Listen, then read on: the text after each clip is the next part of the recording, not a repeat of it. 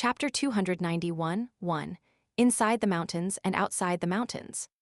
Did you already perform a divination before and obtain an answer regarding today's incident? Chen Ping'an asked. Lu Tai raised his hand and faltered for a moment before continuing to smooth out the hair by his sideburns. There was a soft expression in his eyes, and his hands also moved in a seductive manner as he chuckled. I'm performing divinations every single day. This is a daily task that naturalist disciples are required to complete. Otherwise, I would have told you to flee right from the very beginning. However, I can't reveal these kinds of secrets to you. Revealing them will render them ineffective. Chen Ping'an looked at Lu Tai for a moment before saying, "Don't let this happen again." Lu Tai pursed his lips in disapproval and replied, "What's wrong with going with the flow? Refusing to seize such good opportunities will invite divine punishment from the heavens." After saying this, Lu Tai flicked his wrist and caused a green ritual baton to appear in his palm. This is Ma Wanfa's pocket treasure that holds all of his belongings and treasures. He's accumulated quite some wealth compared to that sword practitioner, Du Zizhai. He was only a Dragon Gate tier cultivator, yet he was already able to possess a pocket treasure. However, this isn't the most impressive thing about him. Do you know what the most impressive thing about him is? Chen Ping'an shook his head. Lu Tai chuckled and replied, Ma Wanfa was a so-called silkworm farmer, a very rare type of cultivator who's skilled at reeling silk from cocoons. It was because of this that he coveted our treasures so much, going as far as to gather all those cultivators to hunt us. Ma Wanfa was confident that he could extract our pocket treasures after killing us. However, he most likely didn't imagine that both of us were so-called sword immortals in the beginning. Trying to obtain my 2 bonded flying swords is nothing more than a foolish dream. However, it's a different story for you, so if your sword-nurturing gourd was stolen. Chen Ping'an remained silent. He was roughly aware of the concept of bonded items and immortal treasures being refined into the void, because he had obtained golden sweet wine and refined the demon-binding chain in Stalactite Mountain. Bonded items, such as the bonded flying swords of sword cultivators, would vanish into nothingness once their owner was killed. Even immortals would find it extremely difficult to prevent this from happening. However, it was a different matter for items that were refined in a normal manner and secretly hidden inside one's acupoints. After a cultivator was killed, there was a certain chance that these items would remain in their lingering soul instead of dispersing straight away. If an item were extremely high-grade, however, there was even a chance that it might jump back into the world even if the soul of its owner were completely destroyed. There were many mystical realms formed from shattered blessed lands in the world, and after the immortal clans were forced to open them, it was because of this exact reason that people would frequently find high-grade immortal treasures near the tombs and corpses of deceased immortals. When it came to Qi refiners, it was destined that they would only possess a very small number of bonded items, if they possessed any at all. They would possess slightly more refined items, but still few enough to count on 2 hands. After all, the higher the grade of a spirit tool or immortal treasure, the more difficult it would be to refine. The amount of time, effort, and extremely rare treasures required was enough to dissuade the large majority of cultivators under the rank of Earth Immortal. There was also the example of that immortal sword from Mount Longhu's heavenly master residence. Even though its owner was a profoundly powerful great heavenly master, they were still unable to refine the immortal sword and transform it into their bonded immortal sword. It was the same situation with the Taoist's second disciple and his immortal sword. There were many sword immortals in the 9 continents, and there were naturally many immortal swords as well. In terms of genuine immortal swords, however, there were only 4 in all of the worlds. Only 4. This had already been the case for tens of thousands of years. It was because of this that Wind Snow Temple's Ruan Qiang had vowed to forge a brand new immortal sword, one without precedent and without rival in the future. Otherwise, just how pathetic and boring would it be if the current generation was inferior to previous generations in every facet? Moreover, why were powerful military and cultivators widely regarded as walking arsenals? This was due to the fact that they were capable of refining more immortal treasures. Just imagine this.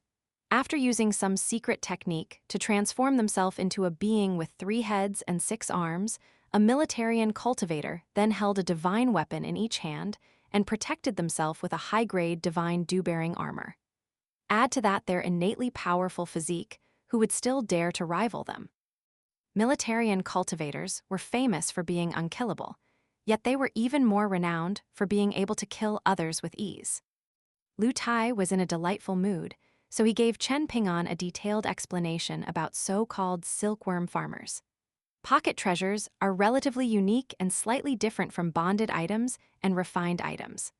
Unlike immortal tools and flying swords, pocket treasures are more similar to small worlds that can't be destroyed immediately. Moreover, it's incredibly difficult to refine pocket treasures into bonded items. As a result, there exists profound knowledge regarding how to extract pocket treasures from the bodies of qi refiners. Successfully extracting a pocket treasure will bring one explosive wealth that's enough to last them years. There's a specific type of person from the mountains called silkworm farmers, and these people possess clan-inherited or force-inherited secret techniques that allow them to extract pocket treasures from the souls of qi refiners. Lu Tai clicked his tongue in wonder and continued, "Ma Wanfa would have become filthy rich if he managed to kill us. With your sword nurturing gourd and my pocket treasure, perhaps he could have used this immense wealth to forcefully advance to the level of terrestrial immortal." Lu Tai suddenly narrowed his eyes and asked with a smile, "You're not going to ask how I killed that Dragon Gate tier cultivator?" Chen Ping'an retreated a single step before summoning 1st and 15th from his sword nurturing gourd. His flying swords hovered to his left and right, guarding him against danger. "How did you see through me?" Lu Tai asked in curiosity. Chen Ping'an expressionlessly pointed at his arm. There was no 5-colored rope tied around Lu Tai's arm. Moreover, Chen Ping'an had a nagging feeling that something was off about Lu Tai, even though he was purposely acting in a feminine manner. Things just didn't seem as natural as usual. Not only that, but why had Lu Tai insisted on explaining Ma Wanfa's identity as a silkworm farmer? It was as if he were purposely trying to conceal something. However, Lu Tai's reply to Chen Ping'an's initial question about divination had been absolutely flawless. This was what made the situation so strange. Perhaps Ma Wanfa was also a demonic cultivator. Not only was he skilled in illusion techniques, but he was also adept at capturing and interrogating souls. Lu Tai's expression was initially dark and cold, yet it eventually transformed into one of suppressed laughter. In the end, he couldn't help but clutch his stomach and roar with laughter. He pointed at Chen Ping'an and laughed. If it were anyone else, my act of purposely putting away the 5-colored rope, feigning awkwardness, and revealing a slight hint of killing intent would have been completely useless. I may as well have been making eyes to a blind person. However, it was just right for you, Chen Ping'an. All right, I know you were wounded by Du Zizai's strike to your heart, so hurry up and spit out the blood stuck in your throat. Otherwise, you'll end up suffering side effects if you keep it there for too long." Seeing that Chen Ping'an was still completely unwilling to believe him, Lu Tai laughed so hard that he was almost on the verge of tears. "Needle tip, wheat on, show yourselves," he said softly. A gigantic flying sword materialized in the air, and beside it was a slender and golden yellow flying sword. Chen Ping'an breathed a huge sigh of relief. After confirming Lu Tai's identity, he hurriedly turned around and spit out a mouthful of blood. He then glowered at Lu Tai and roared, "Lu Tai." Lu Tai snapped his fingers, after which Needle Tip and Wheat On returned to their respective resting grounds in his acupoints. Meanwhile, the folding bamboo fan appeared in Lu Tia's hand again, gently rocking back and forth as he smiled happily and said, "Who told you to spare those small fries?" Chen Ping'an was so angry that he wanted to kick Lu Tai again. However, Lu Tai suddenly bent over and cupped his mouth, with blood seeping out from between his fingers. Pursuing a sly old cultivator at the Dragon Gate tier, who possessed a pocket treasure, wasn't too difficult. However, going so far as to kill them would potentially require one to possess combat power that rivaled Golden Core tier cultivators. As such, Lu Tai had definitely paid a significant price to kill Ma Wanfa. Chen Ping'an pinched a corner of golden sweet wine with 2 fingers before tugging slightly and surprisingly peeling the entire Dao robe from his body. He lightly tossed it toward the trembling Lu Tai and said with a frown, "Try to wear this. I've already removed the restrictions on the robe." Lu Tai caught the golden Dao robe, and he seemingly didn't do anything before golden sweet wine instantly appeared on his body. He plonked to the ground and took a deep breath. After crossing his legs, he raised a finger and vigorously wiped the blood from his lips, cursing as he did so. Even in such a state, Lu Tai still didn't appear crude in any way. "I wouldn't have been so disheveled if I didn't swallow those alchemical pills and elixirs like buns and teas in order to stay at the peak of my powers the entire time. If we split Ma Wanfa's belongings in half, then you'll make a killing while I'll suffer a huge loss." Chen Ping'an squatted down beside Lu Tai and casually stabbed deep infatuation into the ground, huffing and replying, "Du Zijai's sword belongs to me. However, everything else can belong to you." Lu Tai's eyes widened in astonishment, and he scolded in anger. "This sword is the most valuable treasure, okay? It's a sword that even martial arts grandmasters at the spirit refining tiers can use. Du Zijai definitely parted with a significant amount of his wealth in order to obtain this immortal treasure back then. Perhaps he even parted with all of his wealth, and that's why he agreed to help Ma Wanfa rob us this time." Chen Ping'an grinned and replied, "I don't care about all of this." Lu Tai's aura stabilized significantly after he put on golden sweet wine, and he said, "All right, let's review the battle now." The formation being set up by the old formation cultivator was called the mountain-moving formation. It can cause the souls of those inside the formation to falter and slow down as if they're trying to move a mountain. This formation is extremely effective against Qi refiners under the Golden Core tier. The small formation flags that he used aren't very high grade, but the large number of them means that they're still worth some money. When I was returning, I coincidentally came across that unlucky old formation master. He was almost sliced into 2 by needle tip, and he was so terrified that he immediately dropped to his knees and begged for his life. There was snot and tears all over his face.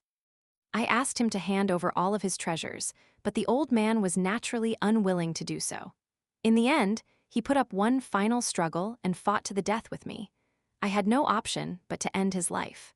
Afterward, I also examined the old man's soul to determine whether he was hiding any pocket treasure or refined immortal treasure. This caused my injuries to become even more severe. However, it's a pity that I only managed to obtain this book, Silk Fish Talismans. As it turns out, the talismans used to trap your 2 flying swords were the essence of this talismanic text, the Dry Well Talisman. This talisman belongs to a lower grade than the sword Scabbard Talisman and Mountain Sealing Talisman that I mentioned before, but it is quite an interesting talisman in its own right. Bringing this book back to my clan and placing it in the scripture library will also be a meritorious act for me. If you had killed the old formation master, then the 2 of us could have split his treasures in half, and I wouldn't have needed to increase the severity of my injuries either. Yet, now that I've risked half my life to kill the old formation master, how can you ask me to split his treasures in half? Just how infuriating would that be? The demonic cultivator sacrificed his clay pot in order to hold me back, Chen Ping'an explained. If it weren't for my Dao robe, I would have almost failed to block that soaring yin energy and the large cloud of churning black smoke. In that case, the castle in the distance would have been brutally massacred by him. They would have suffered an unexpected and undeserved calamity. Lu Tai raised the ritual baton in his hand and said, "This green ritual baton is carved from material even rarer than grain rain coins. It's a material that can only be found through fortune rather than intention. As a result, this pocket treasure is worth far more than ordinary pocket treasures. However, the contents inside it aren't all that special. There are some mortal treasures such as gold and silver, and also a large pile of antique relics and small trinkets. However, Ma Wanfa's appraisal skills were shocking, and countless treasures in his collection are actually low-quality counterfeits. The few bottles of alchemical pills in his pocket treasure are also quite mediocre.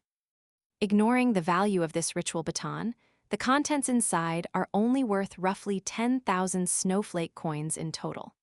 Compared to the wealth of Dragon Gate tier cultivators in Middle-earth Divine Continent, those in Parasol Leaf Continent are indeed far inferior.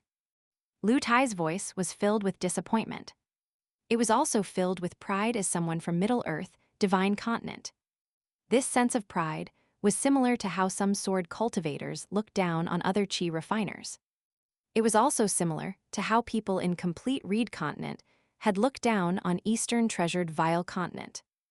In fact, even Chen Ping'an wasn't innocent when it came to such kinds of emotion. When he had come across that group of kind-hearted elite cavalrymen and soldiers from the Great Li Empire during that windy and snowy day at the borders, Chen Ping'an had also felt secretly proud upon hearing the little boy in azure and the little girl in pink mention how rotten and weak the soldiers and officials of Yellow Court Nation were. Only 10,000 snowflake coins, Chen Ping'an exclaimed in helplessness. Or else, Lu Tai retorted. Chen Ping'an remembered that for the past few hundred years, the most expensive immortal treasures in Ceremony Mountain's Kun ship had also sold for around 10,000 to 20,000 snowflake coins. This was an exorbitant amount of money to the two sisters on the Kun ship. Their feeling toward this was similar to how Chen Ping'an had felt back when he was still an apprentice in the Dragon Kiln, and listening to Liu Xianyang mysteriously talking about the large estates in Fortune Street and how they were worth several thousand taels of silver.